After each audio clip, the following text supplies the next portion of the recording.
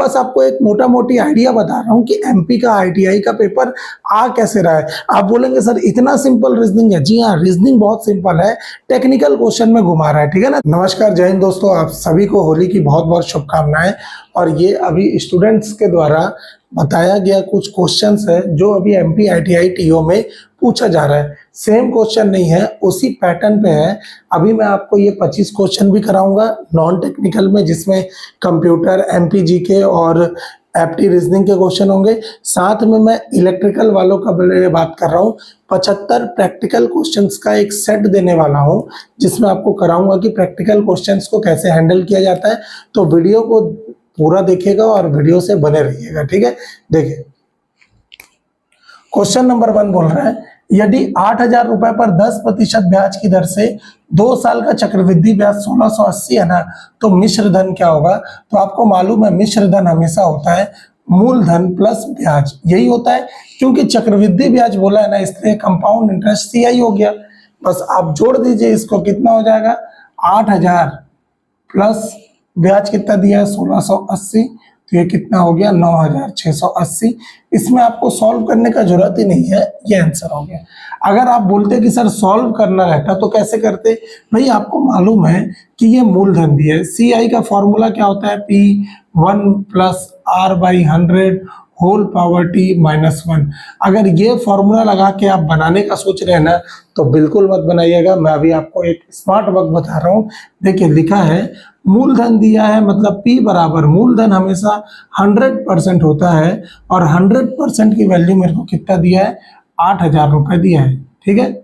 मुझे बताना है कितने प्रतिशत ब्याज पर, 10% ब्याज से 2 साल का। तो चक्रवृद्धि ब्याज आपको पता है कि ये होता है ब्याज का ब्याज, इसीलिए 2 साल का जैसी बात कर रहा है, तो ये 10% 2 साल के लिए होगा 10 + 10 + 10 × 10 डिवाइडेड बाई 100। ये रहता, तो ये कितना आ जाता भाई 10 10 20 और 1 21% आ जाता। क्लियर हो रहा है।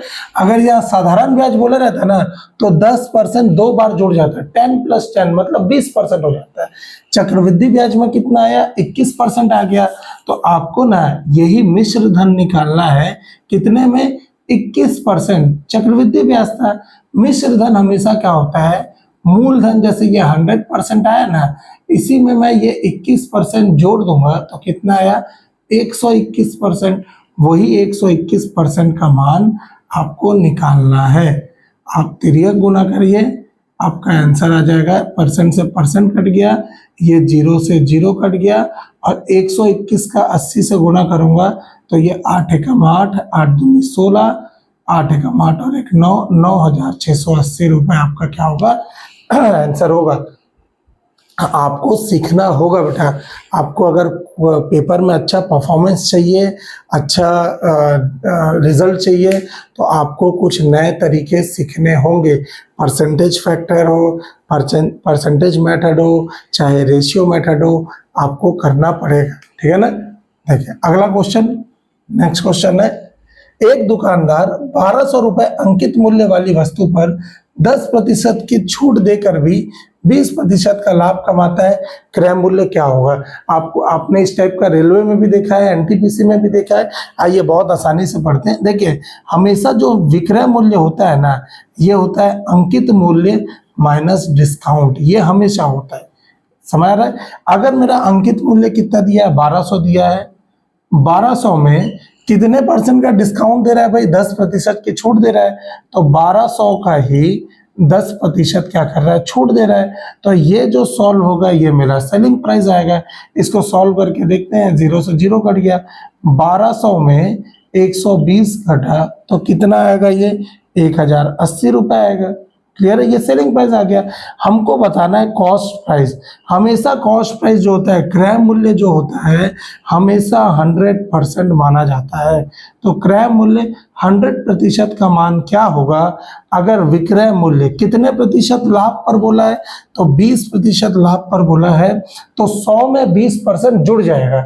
अगर हानि रहता ना, तो 100 में 20% माइनस हो जाता है। क्योंकि यहाँ लाभ है, तो 100 में 20 जुड़ के कितना हो गया 120% का मान मैंने अभी यहाँ पर रुपए में निकाला है 1,080 रुपए। समझ रहे।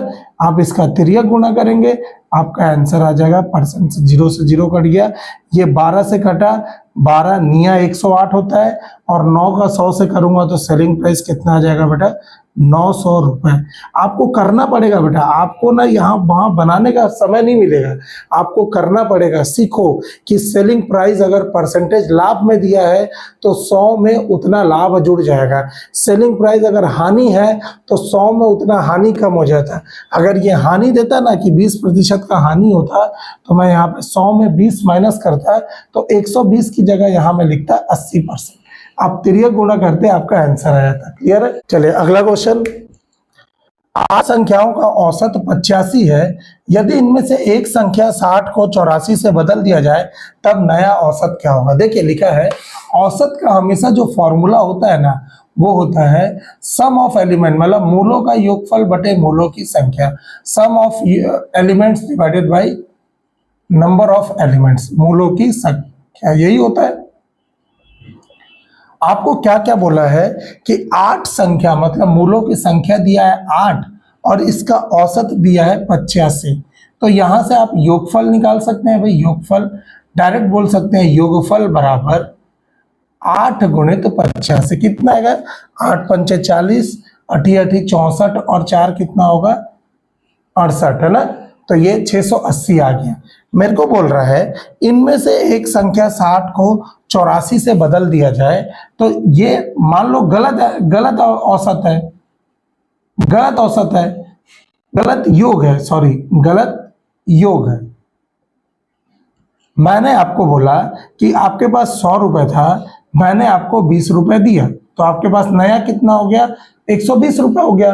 फिर मैं बोला कि अरे यार थोड़ी देर बाद मैं क्या किया, इस 20 की जगह ना आपको ना मैं 20 रुपए दिया था लेकिन अब बोल रहा हूँ कि थोड़ी देर बाद ना मैं आपसे 40 रुपए ले भी लिया, तो आपका नया सम कितना हो जाएगा 100 में से जो 20 मैंने दिया था आपने जोड़ा और जो 40 मैंने ले लिया आपने माइनस कर दिया।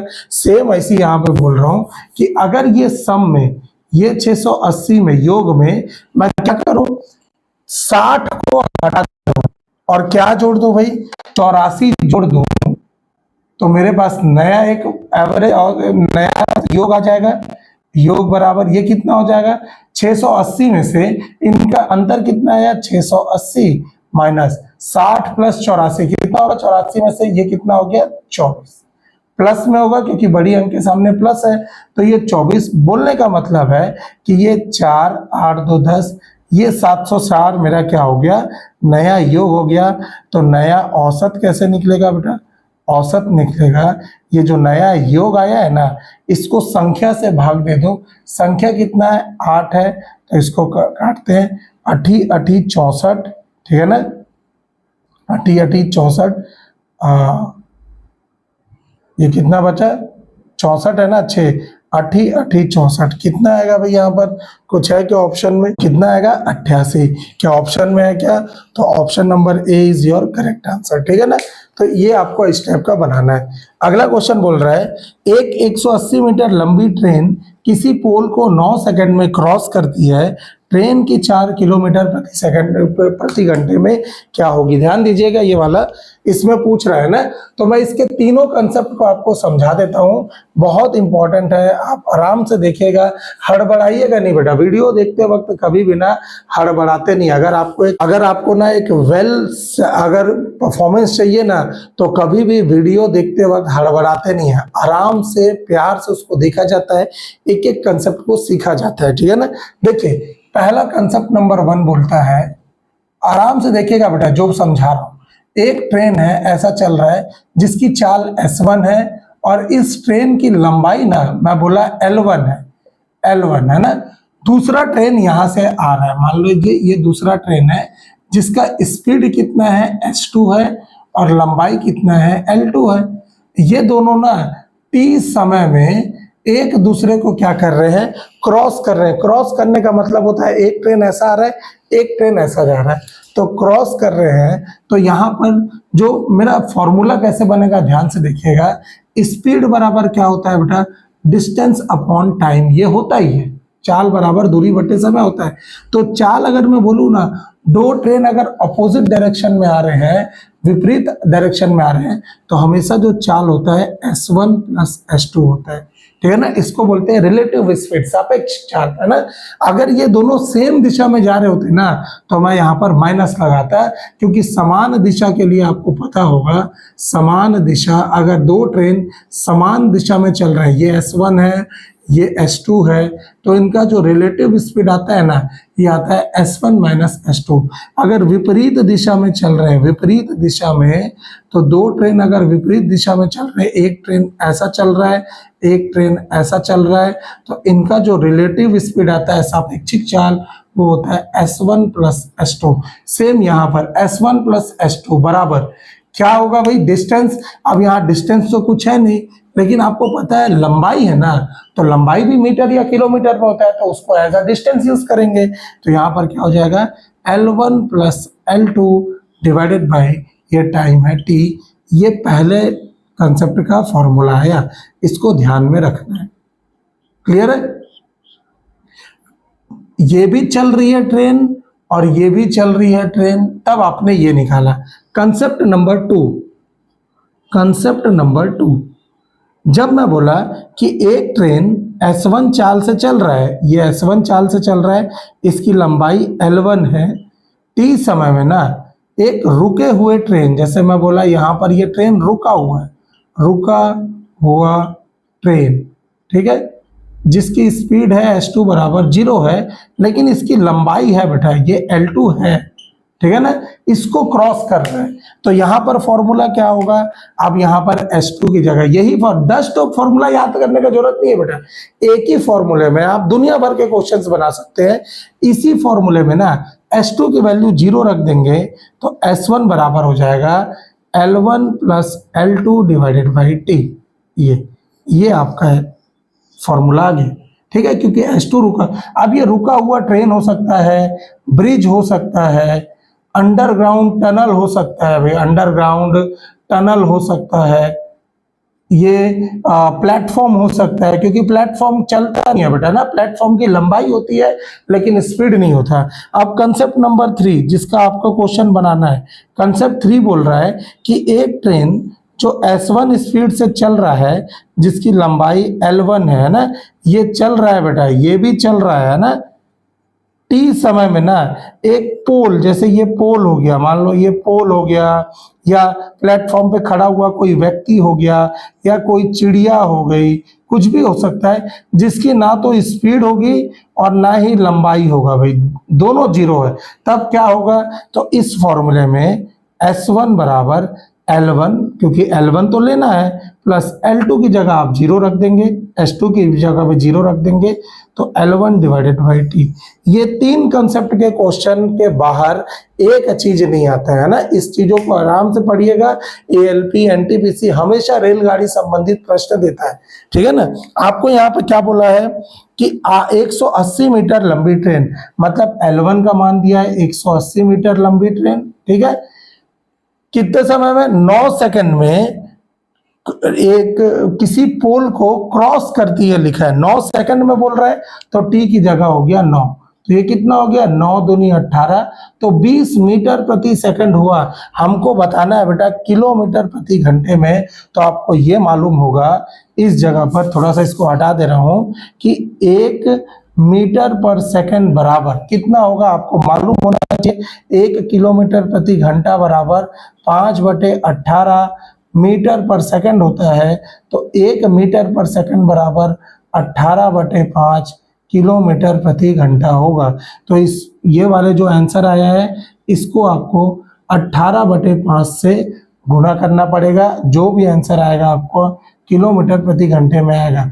5 चौक 20, 18 चौक 72 kmph आपका क्या हो गया, आंसर हो गया। कहाँ गया 72, ऑप्शन नंबर डी।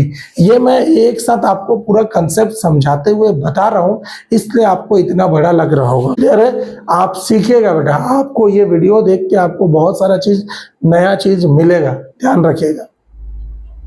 अगला प्रश्न है, देखिए लिखा है, यदि दो संख्याओं का अनुपात 3:5 है और उनका योग 64 है, तो वह संख्या क्या होगी। इसको तो आप यहीं पे बना सकते हैं। दो संख्या 3:5 में है ना, तो मैं बोल देता हूं कि 3x अनुपात 5x ऐसे लिख सकते हो ना। और ये मान लेते हैं पहली संख्या है, ये मान लेते हैं दूसरी संख्या है, और इनका योग दिया है 64, तो 3x प्लस 5x बराबर 64 हो गया ना। तो 5 और 3 8x बराबर 64 है, तो x बराबर कितना हो गया बेटा 8 हो गया है ना, ये हो गया। तो मेरे को बताना है कि वह संख्या क्या है, तो वह संख्या हो गई ये जो है ना 8x का मान आ गया। तो इसमें ऑप्शन जो भी दिया होगा ना, क्योंकि यही आंसर दिख रहा है। अगर आपको बोलता कि वह पहली संख्या क्या होगी, पहली संख्या, तो वह पहली संख्या क्या होगी, तो 3x है, तो 8 में 3 का गुणा कर देता है, यहाँ पर 8 में 3 का गुणा कर देता तो 24, 8 में 5 का गुणा कर देता तो 40। तो ऑप्शंस में भी डिफरेंस हो सकता है, लेकिन जिस हिसाब से अभी हमारा आंसर आया उसके हिसाब से ऑप्शन नंबर बी मेरा आंसर है। क्लियर है? चल अगला बोल रहा है 5 साल में कोई धन स्वयं का 2 गुना हो जाता है, ब्याज की दर क्या होगी? मोस्ट इंपॉर्टेंट क्वेश्चन है बेटा ये। 5 साल में कोई धन 2 गुना हो जाता है, ठीक है, 5 साल में कोई धन 2 गुना हो जाता है, तो मेरे को ब्याज की दर ज्ञात करनी है। आप ध्यान से देखिएगा इसको। तो इसको कैसे बनाएंगे, तो यहां पर बोल रहा है हमको ऐसा ही बराबर क्या होता है, P into R into T divided by 100। आप बोलेंगे सर आप फॉर्मूला क्यों लगा रहे हैं? बेटा जो चीज फॉर्मूला से बन रहा है ना, उसके लिए जबरदस्ती का हमको ट्रिक याद करने का जरूरत नहीं है। मैं फिर भी इस क्वेश्चन को आपको ट्रिक के माध्यम से भी बताऊंगा। देखिए लिखा है कि कहा गया 5 साल में कोई धन मान लीजिए P है, ये 5 साल में कितना हो जा रहा है भाई, 5 साल में स्वयं का 2 गुना हो जाता है। P क्या बन जाएगा बेटा 2P। तो ये जो है ना ये मूलधन को दर्शा रहा है, और ये जो है ना ये अब मिश्र धन को दर्शा रहा है। कोई भी धन 5 साल में ये बन जाएगा, हो जाएगा, वो बन जाएगा, अगर इस टाइप का कोई भी क्वेश्चन आता है तो ये मिश्र धन कहलाता है। और हमेशा जो ब्याज निकलता है ना बेटा, ब्याज ये हमेशा निकलेगा मिश्र धन माइनस मूलधन, ये हमेशा निकलेगा। जैसे पहले क्वेश्चन में मैंने आपको बताया था कि जो मूलधन होता है हमेशा ब्याज प्लस मूलधन प्लस जो मिश्र धन होता है वो हमेशा मूलधन प्लस ब्याज होता है, ये मैंने आपको बताया था। अब यहाँ पर ब्याज निकालना है तो मिश्र धन माइनस मूलधन करूंगा। मिश्र धन है आपका 2P, मूलधन है आपका P, तो 2 में से P गया तो कितना बचा, ब्याज भी P आया। तो आपके लिए यहाँ पर क्वेश्चन बन गया। ऐसा ही की वैल्यू P दिया है, मूलधन P तो था ही, R निकालना है, T 5 दिया है बटे 100, तो P से P कट गया, 5 एकम 5, 5 दूनी 10, 20 इधर चला गया, तो 20% ही आपका क्या आ गया, रेट आ गया। आप बोलेंगे सर इसको तो हम लोग बना सकते थे। आप इसको 3 मेथड से बना सकते हैं बेटा। इसको आप बाई ऑप्शन बनाइए, चाहे फ्रैक्शन वाइज बनाइए, चाहे इस कंसेप्ट से बनाइए, अल्टीमेट आपसे जल्दी बनना चाहिए। आप इसको बाई ऑप्शन भी बना सकते हैं कि 10% लेता तो 5 साल में, 5 साल बोल रहा है ना, तो 5 साल का ब्याज कितना आता है 10, 5 को 10 बार, 5 को 5 बार जोड़ दीजिए, 5 + 5 + 5 + 5 कितना हो जाएगा 25%। 100% का वैल्यू है 25% है, तो ये तो आपको वो रेट देगा नहीं, ये तो आपको आधा देगा। P मतलब ये 2P नहीं देगा, P का P ही बनेगा, ठीक है ना। तो मत समझिए, ये वाला चीज अगर आपको समझ आ रहा है ना, तो मैं क्या इतना पढ़ाया हूँ, इतना पढ़ा हूँ कि हमको 3-3 4-4 मेथड आ रहे हैं, लेकिन आपके लिए एक मेथड सीखना काफी है, ठीक है ना।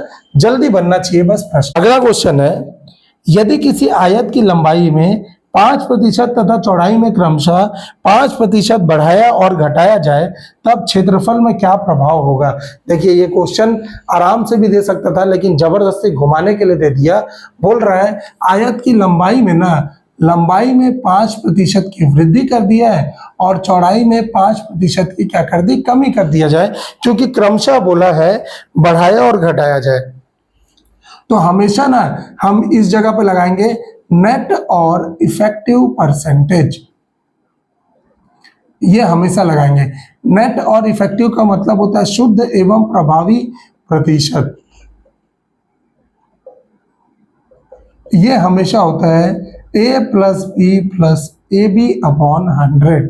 ये हर जगह काम आएगा बेटा। इसी को कुछ पढ़े लिखे लोग ना सक्सेसिव भी बोलते हैं, सक्सेसिव मेथड। और ये कोई नया मेथड नहीं है बेटा, आप बुक उठाएंगे आपको ये सब मेथड दिखेगा। कोई इसको नहीं बोल सकता कि ये ट्रिक मैंने बनाया है, ये ट्रिक को मैंने सिखाया, ये सब फालतू बात है बेटा। सभी ट्रिक बुक में अवेलेबल रहते हैं, बस वो ट्रिक को समझ के बताने का जरूरत रहता है। क्लियर हो रहा है? तो यहां पर जब मैं देखूं सक्सेसिव में क्या बोल रहे हैं, लंबाई में 5% की वृद्धि कर दे, मतलब ए की जगह आपको लेना है +5 और पी की जगह 5% की कमी कर दें तो बी की जगह आपको लेना है -1। कमी है मतलब माइनस, वृद्धि है मतलब प्लस। अगर दोनों वृद्धि होता ना तो ए की जगह भी 5 लेता, बी की जगह भी 5 लेता। अगर दोनों घट रहे होते ना तो ए की जगह पे भी -5 लेता, बी की जगह पे भी -5 लेता। आपको समझ आ रहा है? नया नया फॉर्मूला नहीं पढ़ा रहा हूं, सिर्फ एक ही फॉर्मूले से आप मल्टीपल क्वेश्चंस बना सकते हैं। क्लियर है? तो इस जगह पे जब आप बनाएंगे तो ये क्या हो जाएगा बेटा, ए की जगह 5 प्लस बी की जगह -5 प्लस 5 गुणित -5 बटे 100। तो ये हो जाएगा 5 प्लस और माइनस मिला के माइनस, प्लस और माइनस मिला के माइनस, 5 25 डिवाइडेड बाई 100। और ये कितना हो गया, 5 से 5 कट गया, 25 से कम 25, 25 चौके 100। या इसको काटने का जरूरत भी नहीं है, 25 बटे 100 का मतलब क्या हो गया, -0.25%। ये जो भी आ रहा है आपका, ये माइनस दिखा रहा है कि ये डाउन हो रहा है। तो कौन सा ऑप्शन रहेगा, option number D is your correct answer. Clear है? चलिए अगला सेक्शन देखते हैं। यहाँ पर देखिए विलुप्त पद क्या होगा बोल रहा है, 5, 9, 17 और 33। तो 5 के बाद +4 किया होगा तो 9, 9 के बाद कितना होगा, +8 किया होगा तो 17, 17 के बाद +16 किया होगा तभी ये क्या होगा, 33 आएगा। तो अब यहाँ पे क्या हो रहा है, सबका 2 गुना 16, तो यहाँ पर क्या होगा, 32 ऐड किया होगा, 3 2 5 और 3 3 6, 65 इज योर करेक्ट आंसर। ठीक है ना? चलिए अगला, फ्लावर को GMPXFS लिखा गया है, तो इसी कोड में प्लांट को कैसा लिखा होगा। मैं बस आपको एक मोटा मोटी आइडिया बता रहा हूं कि MP का ITI का पेपर आ कैसे रहा है। आप बोलेंगे सर इतना सिंपल रीजनिंग है। जी हाँ, रीजनिंग बहुत सिंपल है, टेक्निकल क्वेश्चन में घुमा रहा है। ठीक है ना? देखिएगा रीजनिंग को, पहले F का हो जाएगा +1 किया है तो 1, G L का +1 किया है तो M, O का +1 किया है तो P, W का +1 किया है X, E का +1 किया है F, R का +1 किया है X। तो सभी में P का Q, L का M, A का B, N का O, T का U। ठीक है ना? तो QMBOU is your correct answer. ठीक है? चलिए लिखा है 40 विद्यार्थियों की कक्षा में रवि का रैंक बाएं से 12वां है, तब दाएं से उसका रैंक क्या होगा। तो ये वाला एक फॉर्मूला आता है, जैसे आपको पता है टोटल अगर निकालना होगा तो लेफ्ट प्लस राइट -1 करते ऐसे निकलता है। अगर मेरे को टोटल दिया होगा, लेफ्ट साइड से पोजीशन पता होगा, तो राइट निकालने के लिए मैं क्या करूंगा, ध्यान से देखिएगा। ये जैसे मेरे को राइट निकालना है तो क्या हो जाएगा, टोटल माइनस लेफ्ट +1 करूंगा। तो टोटल कितने बच्चे हैं, तो 40। 40 में रवि का रैंक बाएं से कितना है, 12 है, तो 40 में 12 घटाकर 1 जोड़ दिए तो 40 में से 1 41, 41 में से अगर 12 जाएगा तो कितना बचेगा, ये घटा 10 में से 11 में से 2 गया 9। ठीक है ना? और ये कितना हो गया भाई, ये 2 कितना हो गया 29। तो ये 29 is your correct answer. Answer क्या आ जाएगा, 29। ठीक है? ध्यान रखिएगा, इसी बनाते हैं इसको। चलिए अगला क्वेश्चन है, CM राइस स्कूल का संबंध किस स्टेट से है। तो CM राइस स्कूल का संबंध MP से है। MP में ही ना सरकारी स्कूलों को प्राथमिकता देने के लिए ये CM राइस स्कूल परियोजना का मतलब योजना बनाया गया है। ठीक है ना? केन बेतवा रिंकिंग प्रोजेक्ट में से MP और किस राज्य को लाभ मिलेगा। तो आपको मालूम होना चाहिए कि केन और बेतवा रिवर ये सब क्या है, MP से ही निकलती है, और MP से निकल के ये यमुना नदी में निकलती है। मतलब यमुना नदी की ये सहायक नदी है, और यमुना नदी कहा जाता है तो यमुना नदी UP में जाता है, प्रयागराज में जाके गंगा नदी से मिलता है। तो ये किसको फायदा पहुंचाएगा, उत्तर प्रदेश को। ठीक है? एमपी के कौन से जगह को यूनेस्को वर्ल्ड हेरिटेज साइट में रखा गया है?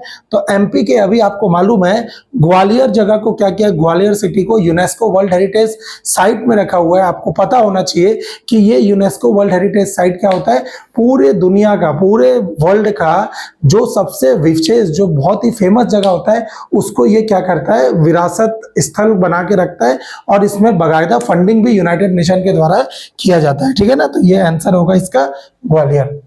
किस टाइगर रिजर्व में सर्वाधिक टाइगर की संख्या दर्शाई गई है? तो हम याद रखिएगा कान्हा टाइगर रिजर्व में टाइगर की संख्या दर्शाई गई है। क्लियर है, कान्हा नेशनल पार्क भी है, कान्हा टाइगर रिजर्व भी है। ठीक है ना।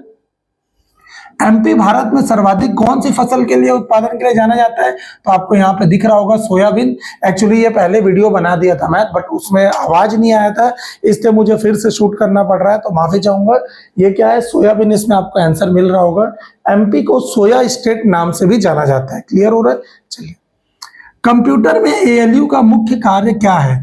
गणितीय क्रियाओं को करना, लॉजिक क्रियाओं को करना, ए और बी या नन? तो आपको मालूम होना चाहिए कि एएलयू का फुल फॉर्म होता है एरिथमेटिक लॉजिक यूनिट, और एरिथमेटिक वर्ड आ गया मतलब वो गणित से संबंधित है, और लॉजिक का मतलब है जिसमें 0 1 1 0 जो डिजिटल इलेक्ट्रॉनिक्स वाले पढ़ते हैं, तो ये ए और बी दोनों काम करता है भाई, लॉजिक को भी समझता है और उसको सॉल्व भी करता है। ठीक है ना, एएलयू का काम। रोम किस प्रकार की मेमोरी है? तो रोम का आपका फुल फॉर्म होता है रीड ओनली मेमोरी। किस प्रकार की मेमोरी है? वोलेटाइल है, नॉन वोलेटाइल है, अस्थायी है, नन ऑफ द अबव? तो हमेशा रोम जो होता है ना नॉन वोलेटाइल होता है। नॉन वोलेटाइल का मतलब होता है जहां से मैं कनेक्शन निकाल दूं ना तो पूरा डेटा इरेज हो जाता है, ऐसा नहीं। रोम क्या होगा, एक स्थायी मेमोरी रहता है ना, तो ये नॉन वोलेटाइल। वोलेटाइल मतलब होता है अस्थायी। क्लियर हो रहा है? टास्क मैनेजर ओपन करने का शॉर्टकट की कौन सा है इसमें से? Control alt delete, control shift ESC, alt shift ESC या ऑल्ट एक्स डिलीट? तो कंट्रोल शिफ्ट प्लस ईएससी दबाऊंगा तो ये टास्क मैनेजर क्या हो जाता है मेरा, ओपन हो जाता है। यदि 8 into 4 equal to 44, 6 into 3 equal to 27 हो तो 9 into 5 इक्वल टू क्या होगा? तो आपको मालूम होगा 8 चौक है, इसमें कैसे कैसे हो रहा होगा, 8 चौक 32 हो रहा है, प्लस 8 और 4 को जोड़ूंगा तो 12 हो रहा है। 8 और 4 कितना होगा, 12 होगा। तो इस जगह पे 2 2 4 3 और 6 तो 44 आ रहा है। ऐसी 6 तिया 18 प्लस 6 और 3 9 को जोड़ूंगा तो 18 और 9 27 हो रहा है। उसी प्रकार से 9 बच्चे क्या होगा, 45 प्लस 9 और 5 कितना होगा, 9 और 5 14। तो 45 और 14 करूंगा तो 5 4 9, 4 1 5। Option number B is your correct answer. दोनों को पहले गुणा किए, दोनों को जोड़ दिए तो आपका आंसर आ रहा है। क्लियर है? इनमें से कौन सा प्रोटोकॉल विंडोज को ट्रांसफर करने के लिए यूज करते हैं? तो आपको मालूम होगा HTTP प्रोटोकॉल होता है जिसका हम लोग यूज करते हैं। हाइपर टेक्स्ट ट्रांसफर प्रोटोकॉल इसका फुल फॉर्म होता है, ये हम लोग क्या करते हैं, यूज करते हैं। ठीक है, तो ये कुछ नॉन टेक्निकल क्वेश्चन है जो आपको समझ आना चाहिए कि MPITI में अभी यही पूछ रहा है। अब मैं आपको टेक्निकल के क्वेश्चन दे रहा हूं जो 1 लाइनर होगा। This video is only for electrician. ठीक है, ये जो टेक्निकल पोर्शन होगा वो सिर्फ इलेक्ट्रिशियन वाले के लिए होगा, बट जो नॉन टेक्निकल पोर्शन होगा उसको सारे लोग देख सकते हैं। ठीक है।